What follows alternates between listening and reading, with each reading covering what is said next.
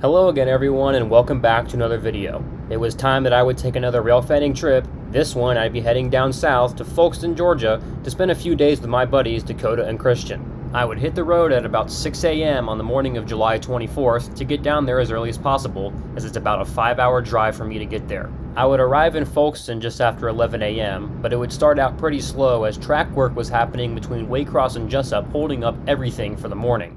So we'd head up to the distant to Hague signal just to get there, as the track crews were heading back north to finish for the weekend, putting all their maintenance of way equipment in the storage tracks at Race Pond and Braganza.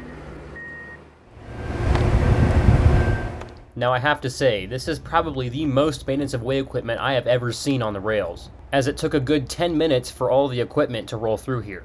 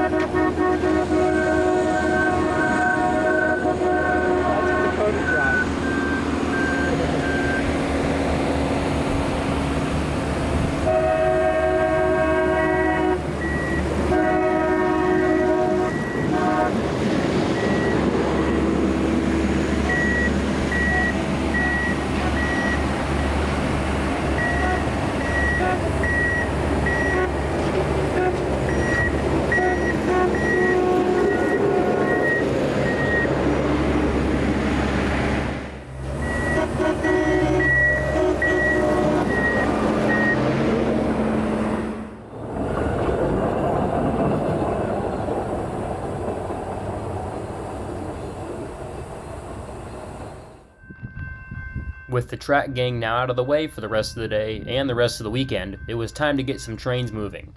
First up would be southbound Manifest M603 out of Rice Yard in Waycross down to Winston Yard in Lakeland, Florida.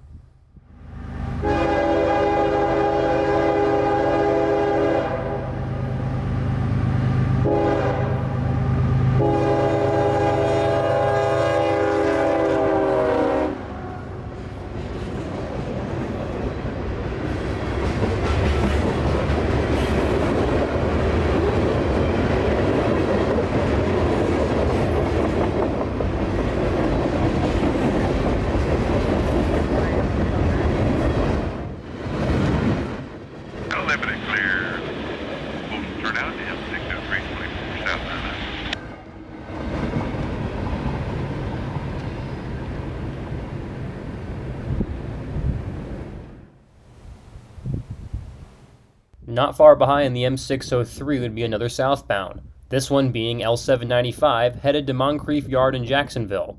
At the same time, coming up from the south would be northbound intermodal IO26 as they roll up to Hague to stop for a few more southbounds.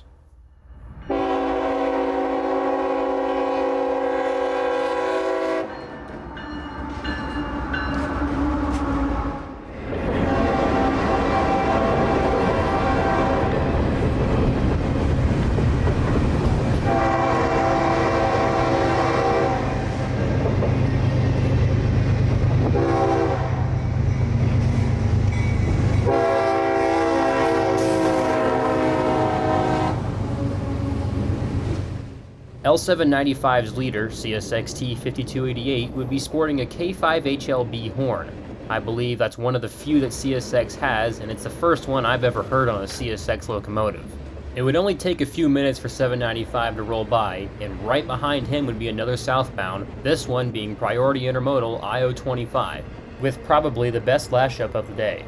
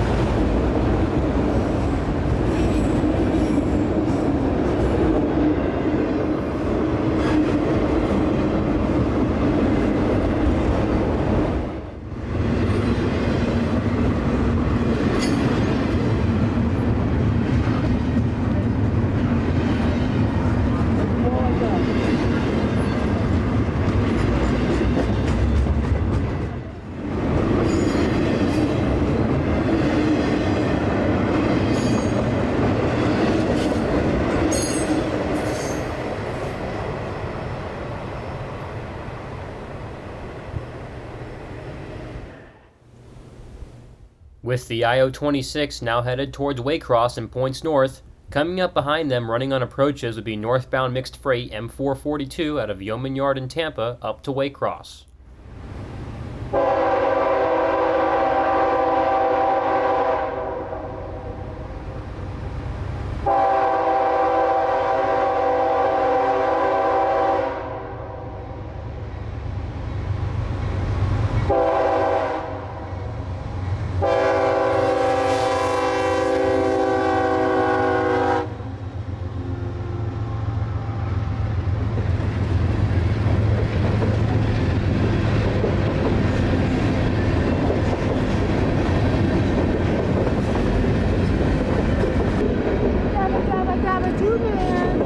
Don't remind me of that commercial.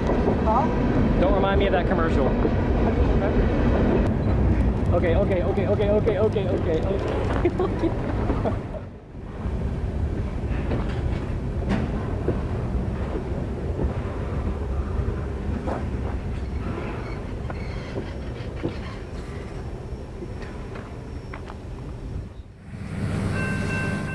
We'd pretty much spend the rest of the day in Folkston, and not too long after arriving in town, our first train would show up, being southbound loaded ethanol train B795, out of Linden, Indiana, down to Tampa, Florida.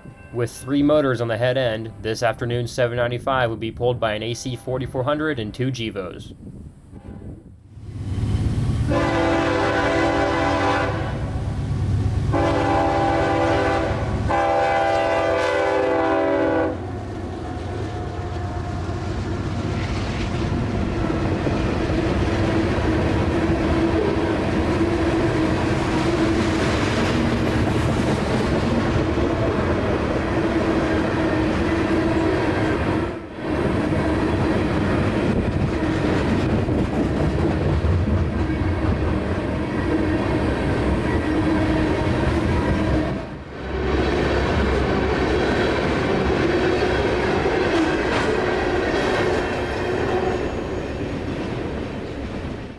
After B795, there wouldn't be much of interest on anything until a few hours later, just before sunset, as southbound manifest M457 would roll right through Folkston as we were inside eating dinner, and looking through the window, we'd see a certain engine trailing and we knew we had to get it. So we'd hop in the car and head south into Florida to Andrews, just north of Hilliard, to get ahead of it.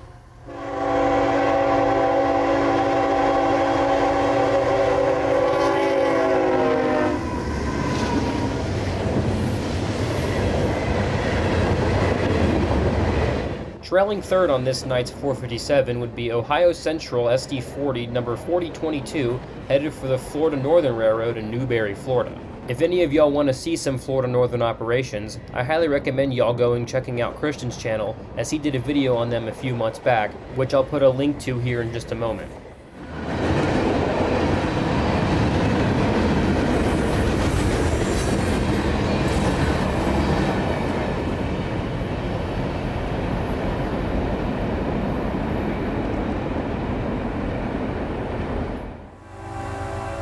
A few hours later, we'd be back in Folkston as we would find what I would believe to be northbound autorack train M210, as it heads for Waycross, Manchester, Nashville, and eventually Osborne Yard in Louisville, Kentucky.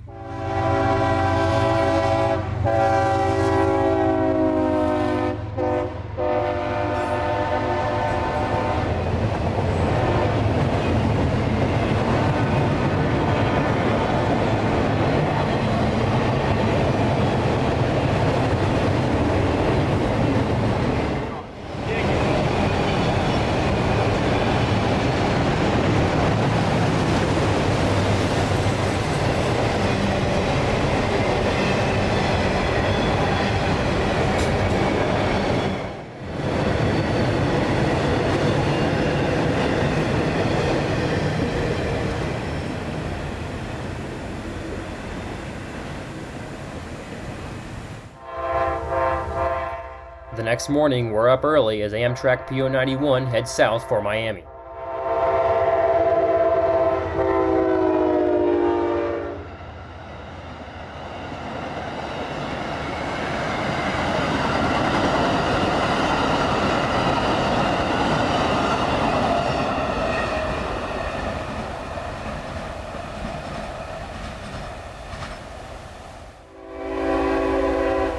Just a few minutes behind 91 would be southbound Autorack and intermodal train M209 for Baldwin.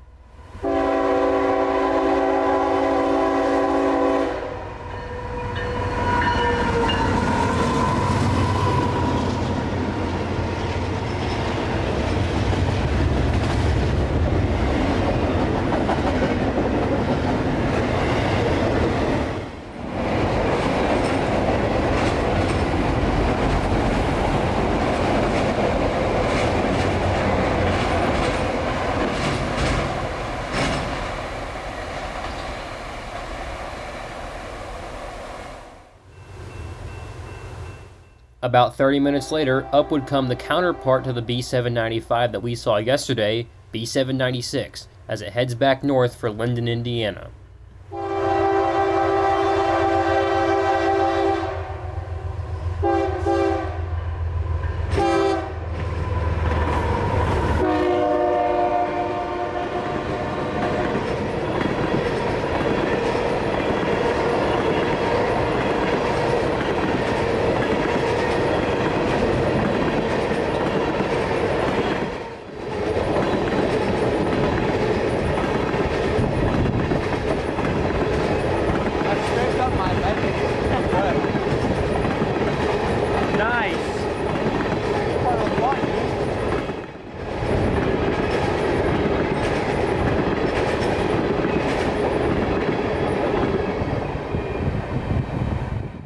We would then pack our things and head north for Waycross. But before we would get there, we'd get stopped just south of Braganza as southbound manifest M453 had just left the yard and was heading in our direction. So we'd set up for the fairly short Miami-bound manifest.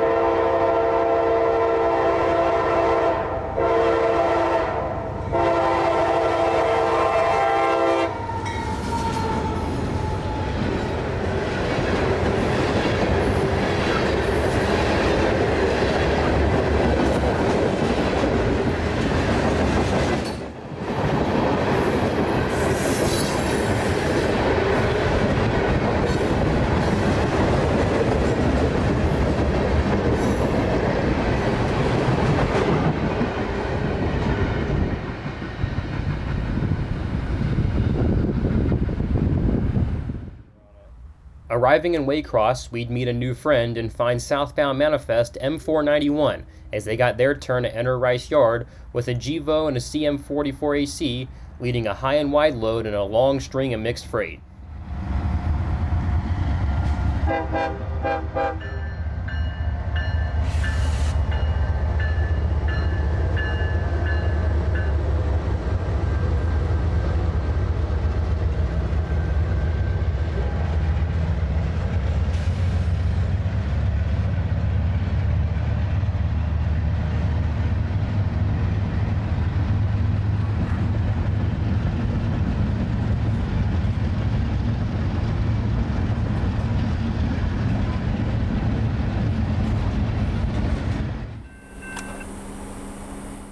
We would then head north to Jamestown as we heard local L738 coming in our direction with two veteran motors on point. Dash 8 number 7776 and Dash 9 number 9039 still wearing its original YN2 paint scheme.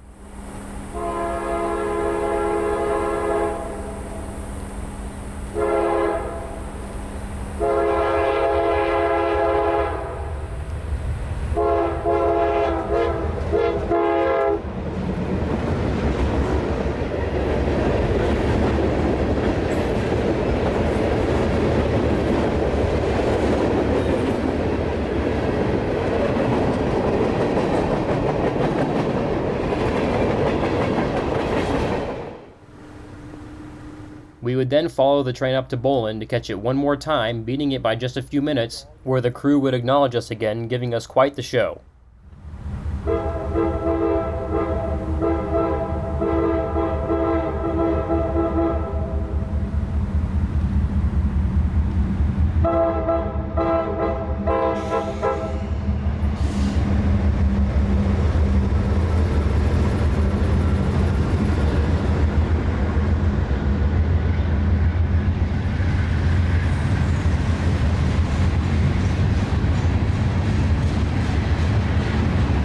L738 would continue its journey north of the Fitzgerald sub, so we'd head south back into town before heading out east on the Jesup sub, as northbound manifest M492 had already left the yard, which meant we had some catching up to do. And it wouldn't be until Patterson, a good 20 miles east of Waycross, before we'd get ahead of the train, pulling off on a dirt road adjacent to US Highway 84 as the train would speed by at a good 60 miles an hour.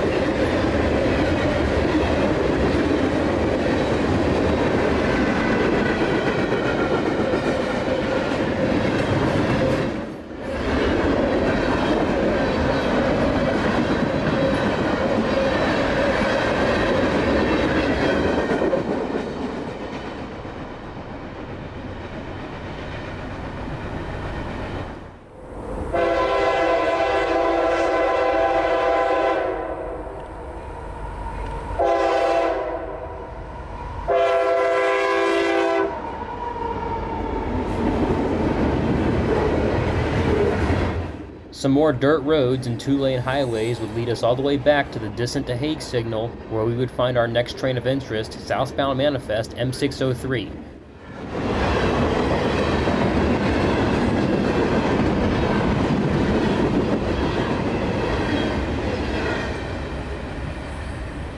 We would then follow the 603 into Florida at the first crossing across the Georgia-Florida state line at Tracy Road, as they'd be pacing southbound intermodal I-025, who had to go through a slow order just south of Folkston on track 1, which is how 603 was able to catch up to him.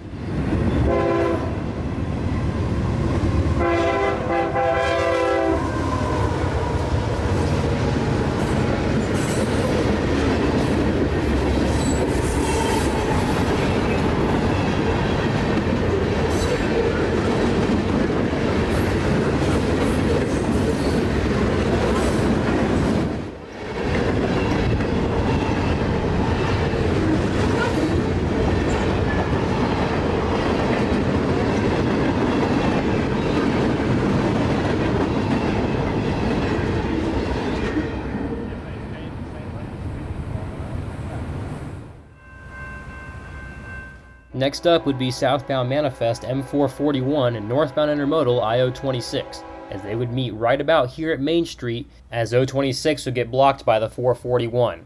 And just like any other train that was on track 1 for most of this trip, the 441 would be going through town at about 10 miles an hour because of the slow order just south of Martin Street.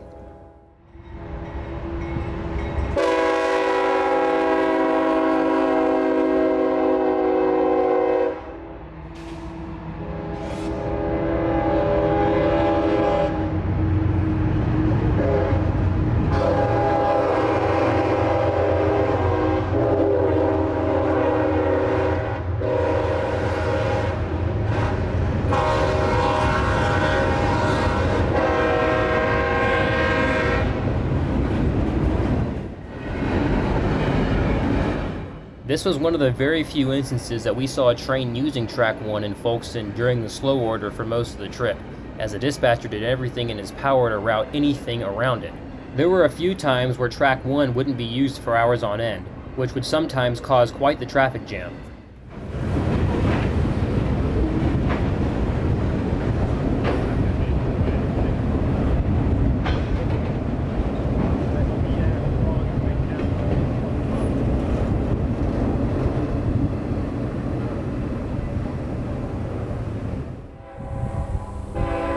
Just like yesterday, coming up behind the I-026 would be M442.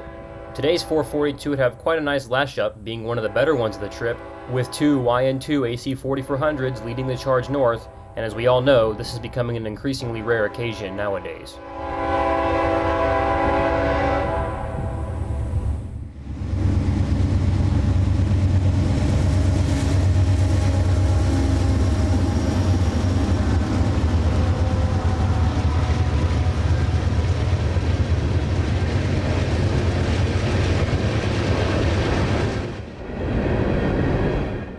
We wouldn't stay around for the entirety of 442, as probably the coolest train of the trip was coming up right behind the 442, and we wanted to get a shot of it at Homeland, so up that way we went a few miles to set up for it. The train in question would be P001, the office car special, headed back north to Waycross on a deadhead move after dropping off its executives in Jacksonville. And even though it wasn't the entire office car train, it was still cool to see, as it's been a few years since I've seen it.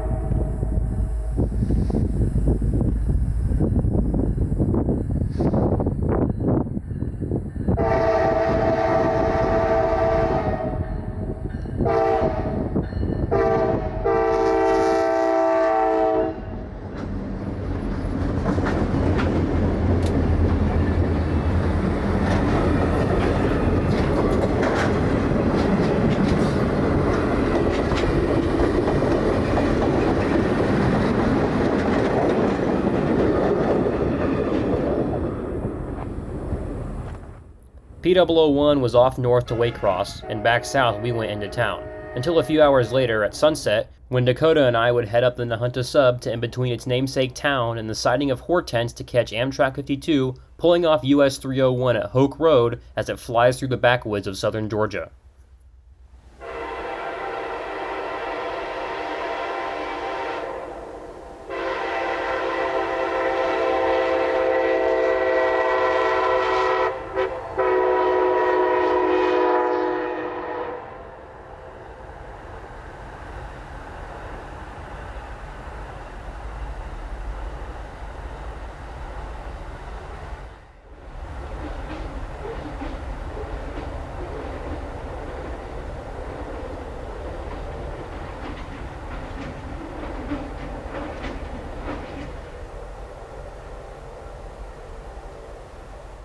On the way back to Folkston as we were driving through Nahunta, we'd be greeted by a headlight on the Brunswick sub, being local L744 coming back from Waycross headed to Brunswick with a string of cars and an SD40 leading solo long hood forward. So we'd head down to the Diamond as it would slowly cross over the Nahunta sub.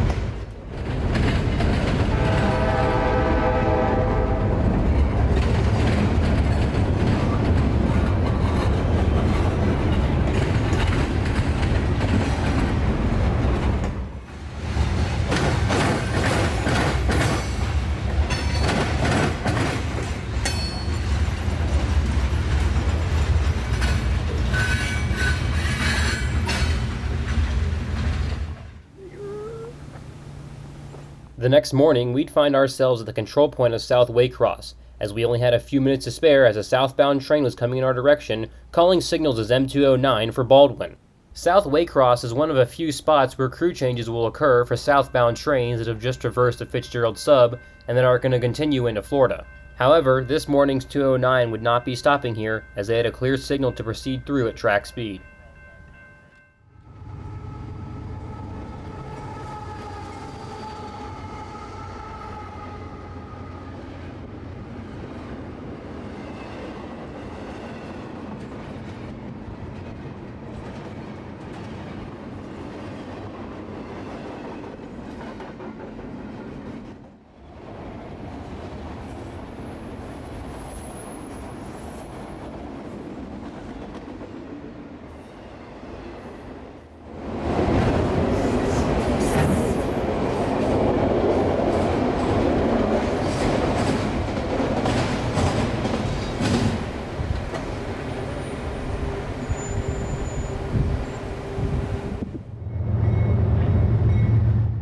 We would then meander up into downtown Waycross, setting up at Jenkins Street for extra local U727.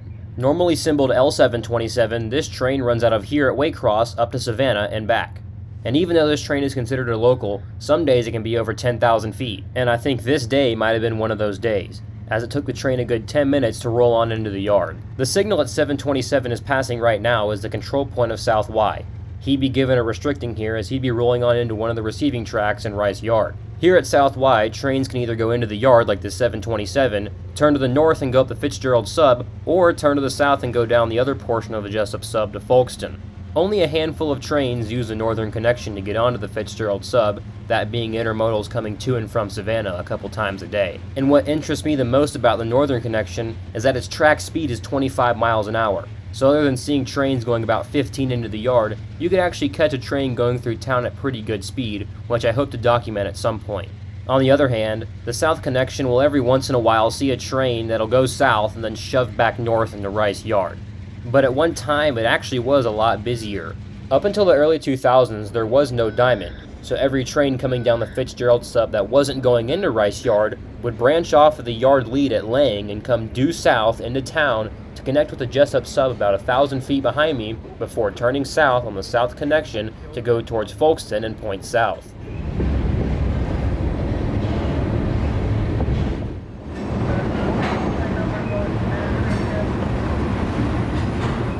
After 727 entered the yard, another train would pop up on the radar that we'd be focused on, being southbound ethanol train B795, who was getting a crew change at Nickel Street around the corner on the Fitzgerald Sub.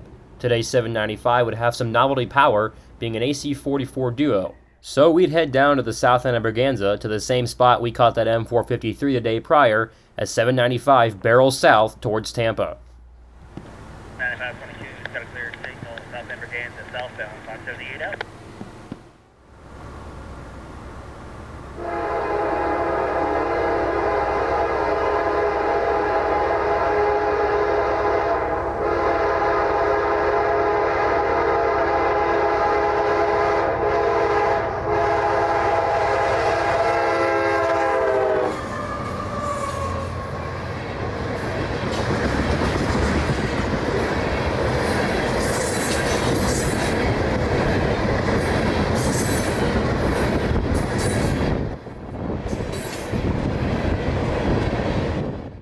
Hearing some more radio chatter back up in Waycross, we'd head back up that way for our train of the day, as we'd head up north out of town on the Fitzgerald Sub to just north of Jamestown to set up for our old friend L738, this time having the YN2-9 number 9039 leading the charge south for Rice Yard.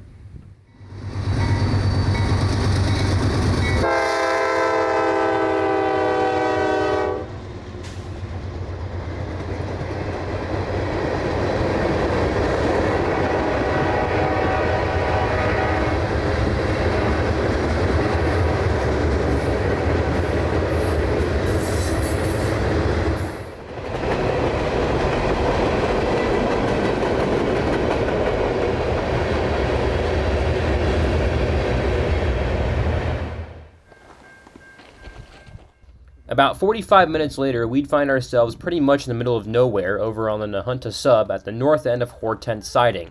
The draw for many rail fans, including us here at this location, are the signals that guard the main and the siding at the north end. The main line signal being a first-generation safe train signal, and the signal guarding the siding being a USNS R2 color light signal, most likely dating back to the ACL days. Still in 2025, these old relics are passed by multiple trains a day, such as this I-137 flying south for its final destination of Jacksonville.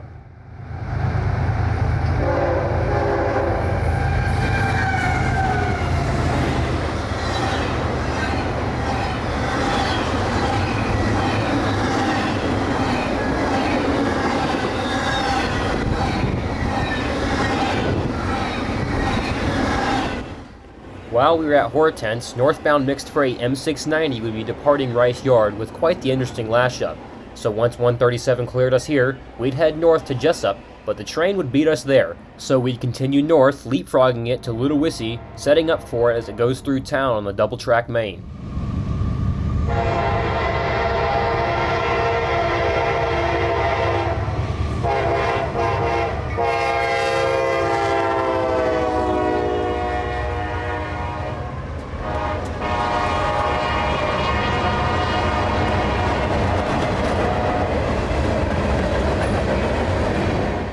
After 690, we'd hear of another northbound coming up from the south, calling signals as IO32 from the Nahunta Sub. So we'd head back towards Jesup, getting just past the South Jesup signal, pulling off for 32 as they head north with 2 GEs, a few Trops, and a string of intermodal for North Bergen, New Jersey.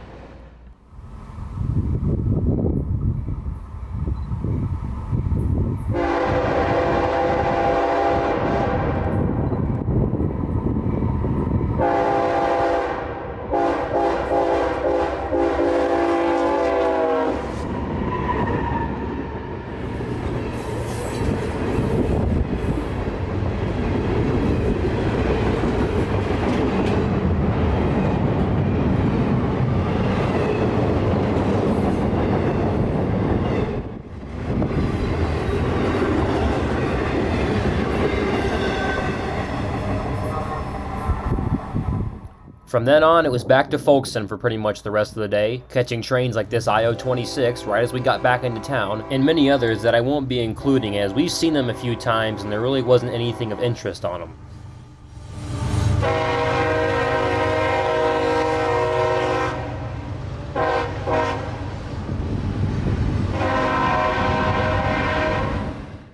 So let's fast forward to the late evening, now set up at Newell, about 8 miles north of Folkston on the Nahana Sub, waiting on northbound auto train PO52 with 2 chargers at the head end as they fly by at track speed bound for Lorton, Virginia.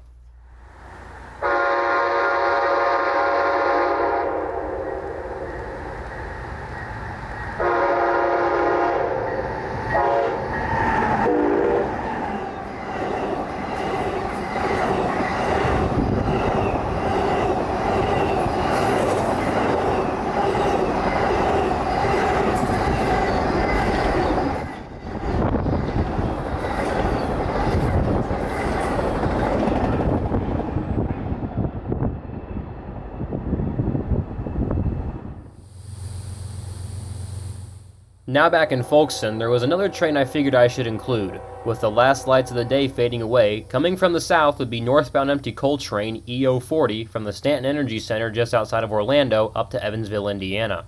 Coal is a dying commodity on the railroad, and it's always nice to see a coal train, whether it be loaded or empty, especially down here, as there's only 2 main coal plants still in service in the state of Florida, being Stanton Energy in Orlando and Seminole Electric at Bostwick just outside of Palatka.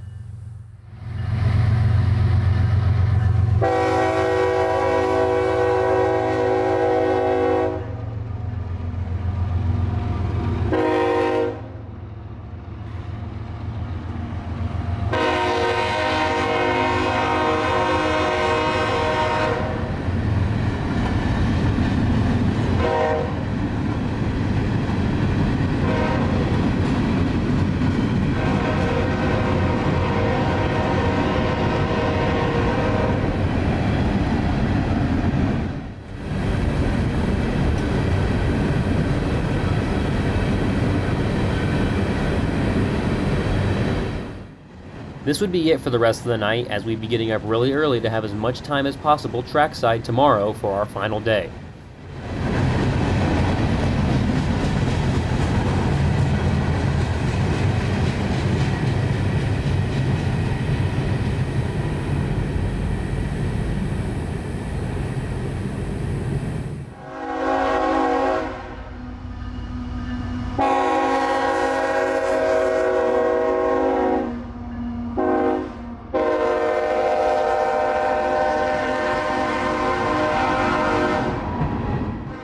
It's pre-dawn on the morning of July 27th, somewhere in the 0500 hour, and we're back out trackside as northbound empty coal train EO15 from Bostwick breaks the silence of a sleepy Folkston as it heads back north for Atkinson, Kentucky.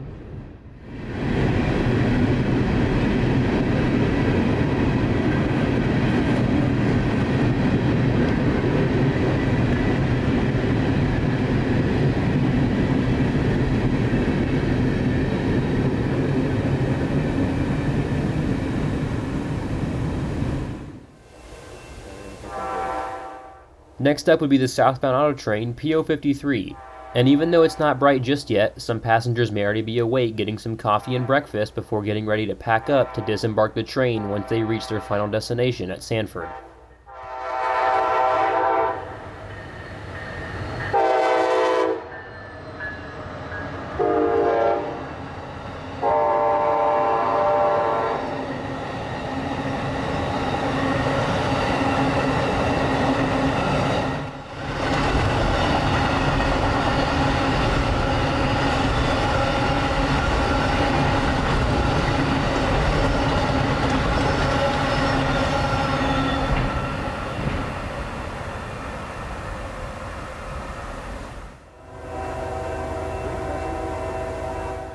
Right behind 53 would be southbound Priority Intermodal IO31, with 2 GEs and a string of containers and trailers bound for Duval Yard in Jacksonville.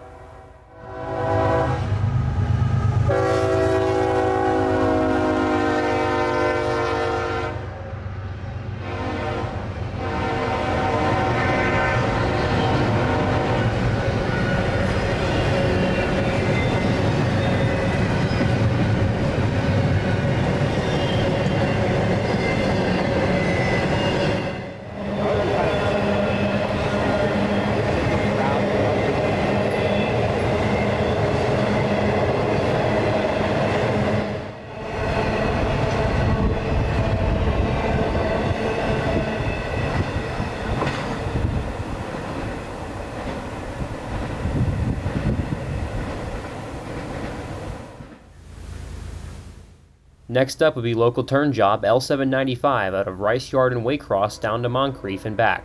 Now on its return trip, this 795 would have quite a nice leader, being CSXT 841, which at the time had been very recently repainted into the YN3C paint scheme.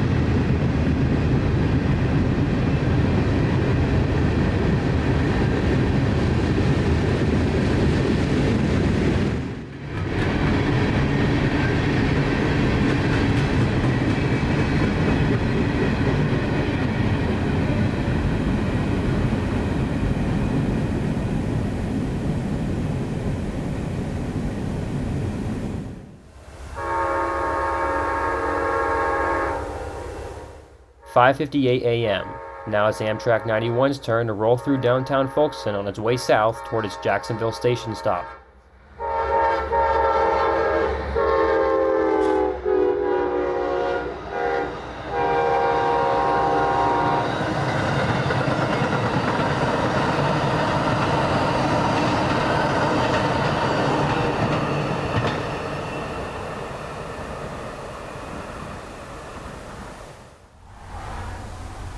The sun has finally arisen as we're now just outside of Waycross, set up on the Brunswick sub as M691 slowly rolls by on their approach to Rice Yard.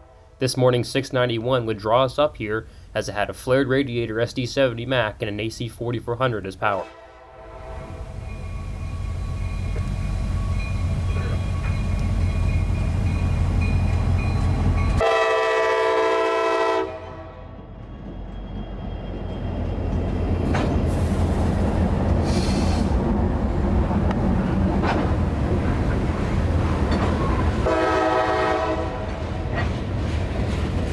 "691 would get held up at Brunswick Junction for quite a while, as a few other southbound freights on the Jesup sub already had the light to go into Rice Yard, so we'd head back south towards Folkston before having to pull off at the Okefenokee Swamp Park entrance for northbound rock train L729, with another Mac and an AC 4400 pulling a fairly short train today.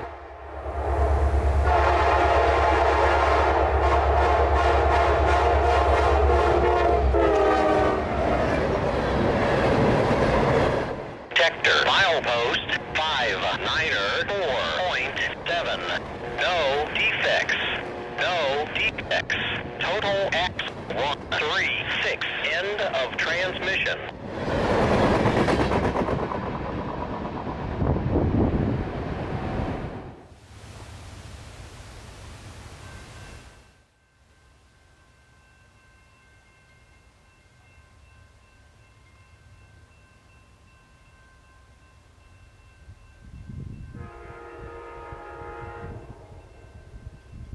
Not the big.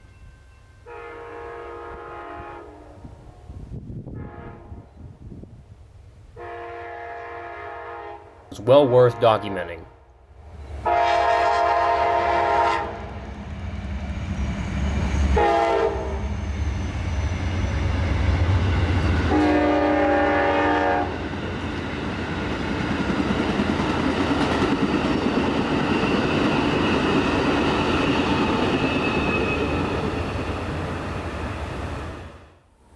We would then move up the road just a little bit to the overpass at the turnout, catching southbound loaded coal train CO15 bound for Seminole Electric in Palatka.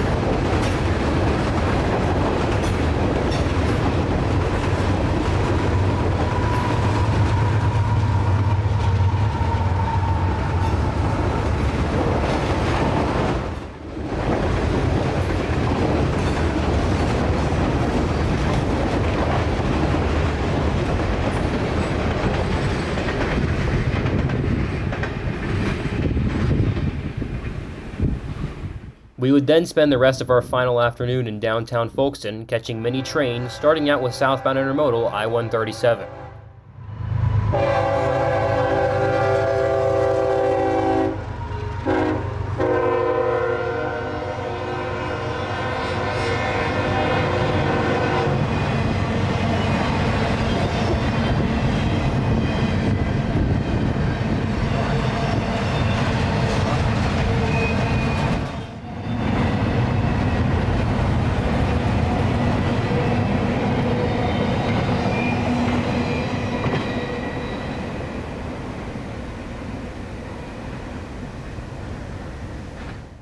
Then northbound I-032 came blasting north through town with more intermodal and trops for New Jersey.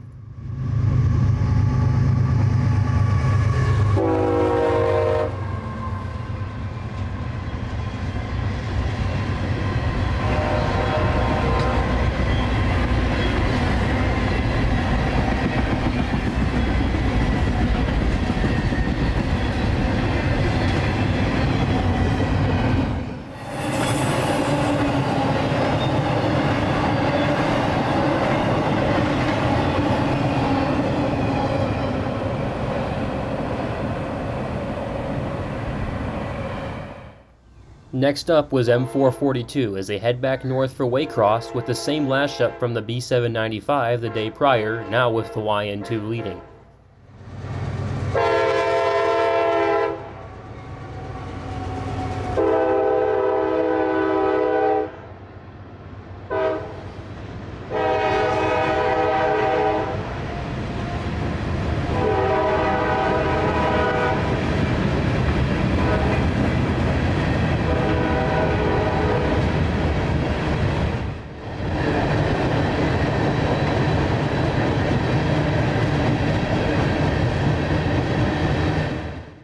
The northbound parade continues with I-026 as they head for Chicago with 2 GEs on the head end and 10,000 plus feet of train behind them.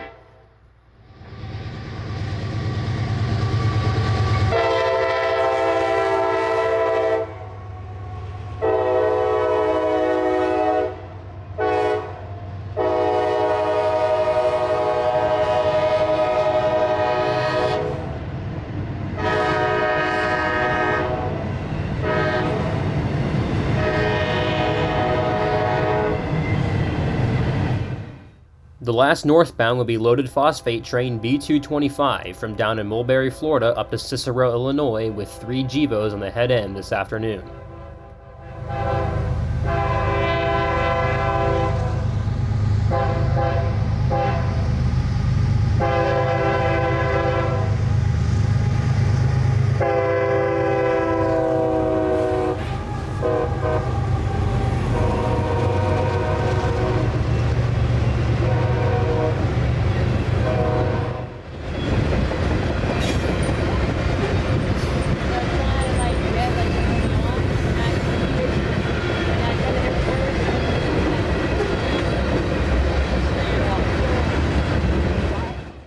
Before Dakota, Christian, and I would head our separate ways, we'd stick around for one last train, being southbound local L795 for Moncrief Yard in Jacksonville, having by far the most interesting lash-up of the trip.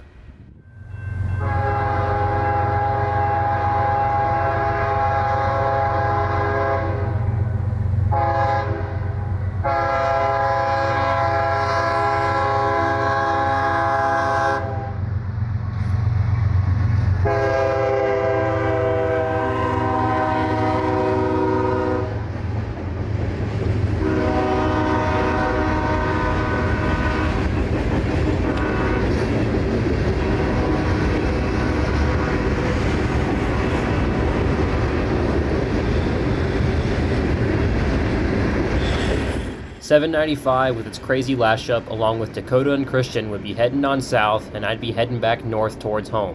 I want to start out by giving a huge shout out to Dakota, Christian, and Christian's dad for making this trip possible. It couldn't have been done without you guys, and thanks for the countless memories made along the way. But until next time, this is Georgia Rail Productions saying so long from Folkston, Georgia along the CSX Nahunta subdivision.